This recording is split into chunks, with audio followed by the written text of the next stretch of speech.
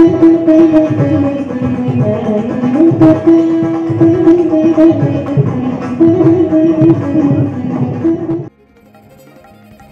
के तारों को छेड़ने के बाद उससे निकलने वाली मौसीकी सामीन की परेशानियों को कुछ हद तक दूर कर देती है।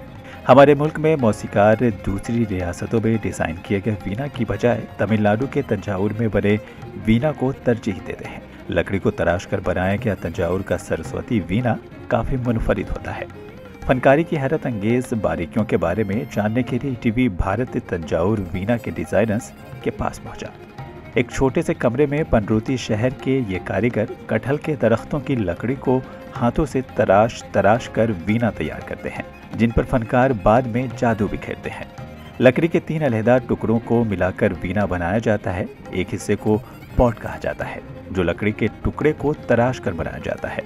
दूसरा हिस्सा ढूंढनी यानी नलिका या तना, और तीसरा याजी, जो वीणा का चेहरा होता है। ये एकांत वीणा नामी आले के जैसा डिजाइन है।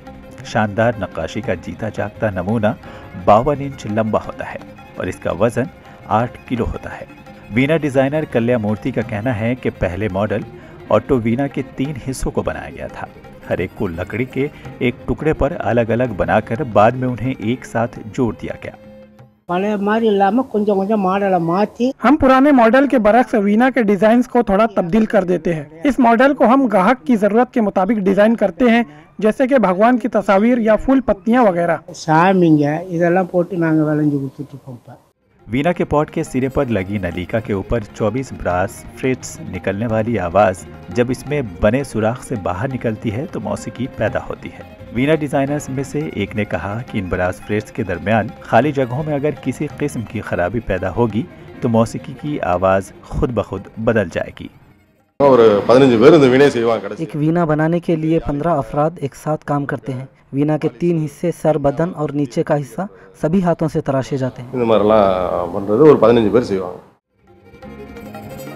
वीणा वर्कर्स यूनियन के खजानची चिनप्पा को इस बात का अफसोस है कि नई नस्लों में बहुत कम लोग वीणा का शौक रखते हैं।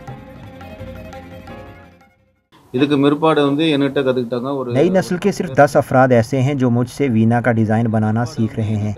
इनके बाद कोई इसे बरकरार रखने वाला नहीं है। कोई भी अपनी मर्जी से इस पेशे में शामिल होने के लिए आगे नहीं आ रहा है। वीणा डिजाइनर्स का कहना है कि कोरोना वायरस की वजह से ग्राहकों की तादाद में काफ़ी हद तक कमी वाक़ई हुई है।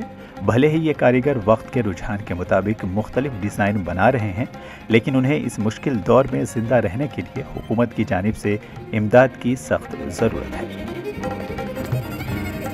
Bureau report, ETV Bharat.